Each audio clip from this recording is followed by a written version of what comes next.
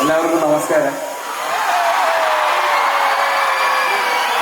ഇത്രയും ബഹുമാനപ്പെട്ട കളക്ടർ,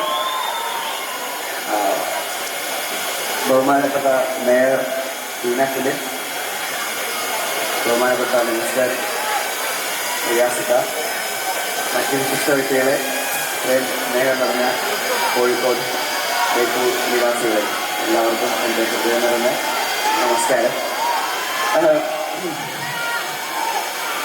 ഞങ്ങൾ ഇവിടുന്ന് വരുന്ന വഴിക്ക് ഞാൻ ആദ്യം ഒരു നല്ല സിൽക്ക് ഷർട്ടും ഒരു മുണ്ട കൊടുത്ത് വരാം എന്നൊക്കെയാണ് വിചാരിച്ചത്. പക്ഷെ അവിടെ നിന്ന് ആ ബോട്ടിൽ നിന്ന് ഇറങ്ങി ഇവിടേക്ക് വരുന്ന വഴിക്ക് ഞങ്ങൾ പറയായിരുന്നു മുണ്ടെടുക്കാത്തത് ഭാഗ്യമായിപ്പോയി. അവിടെ നിന്ന് ഇവിടം വരെ എത്താൻ പെട്ട പാട്.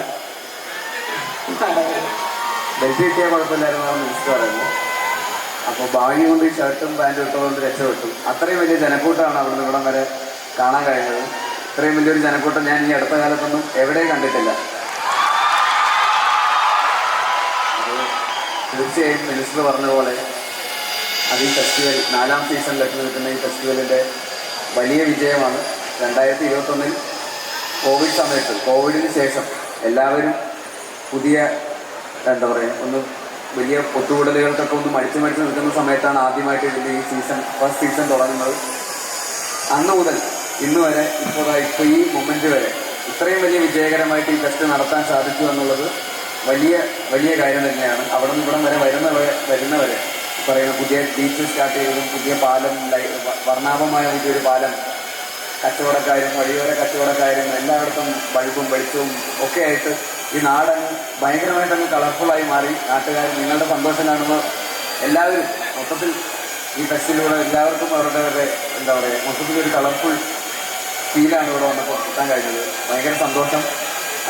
മുമ്പിലിരിക്കുന്ന ഒരു ജനക്കൂട്ടം, ബാക്കിലും വലിയൊരു ജനക്കൂട്ടമുണ്ട്. ഇത്രയും വലിയ ഡിപ്പാർട്ട്മെൻറ്റ്സിലൊക്കെ ഉള്ള റെപ്രസെൻറ്റ് ചെയ്തിട്ടുള്ള ആളുകളാണ് നമ്മുടെ മുമ്പിലും പിന്നിലുമായിട്ട് ഇരിക്കുന്നത്. അപ്പോൾ ഇവരുടെയൊക്കെ മുമ്പിൽ ഈ പറയുന്ന പോലെ നിങ്ങൾ ഇവിടെ ഒരു റെപ്രസെൻറ്റേറ്റീവ് നിന്ന് സംസാരിക്കാൻ സാധിച്ചതിൽ ഒരുപാട് സന്തോഷം.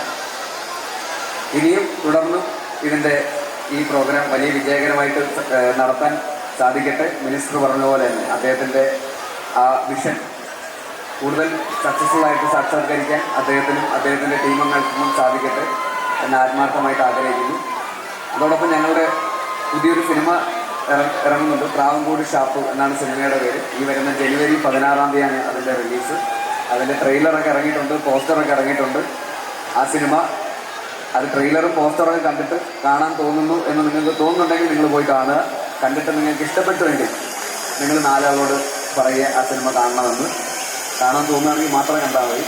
ഇഷ്ടപ്പെട്ടാൽ മാത്രം ബാക്കിയുള്ളവരോട് പറയുക ഇഷ്ടപ്പെട്ടു, എല്ലാവരോടും കാണാൻ പറയുക. തീർച്ചയായിട്ടും ഇതുവരെ നിങ്ങൾ തന്നിട്ടുള്ള എല്ലാ സപ്പോർട്ടിനും thank you so much. Kunjiramayanam മുതൽ, ഗോദ മുതൽ, മിന്നൽ മുരളി മുതൽ പിന്നീട് അഭിനയിച്ച സിനിമകൾക്കും ഒക്കെ അവസാനം ഈ സൂക്ഷ്മദർശിനി വരെ നിങ്ങൾ തന്നിട്ടുള്ള എല്ലാ സപ്പോർട്ടിനും ഹൃദയം നിറഞ്ഞ നന്ദി പറയുന്നു.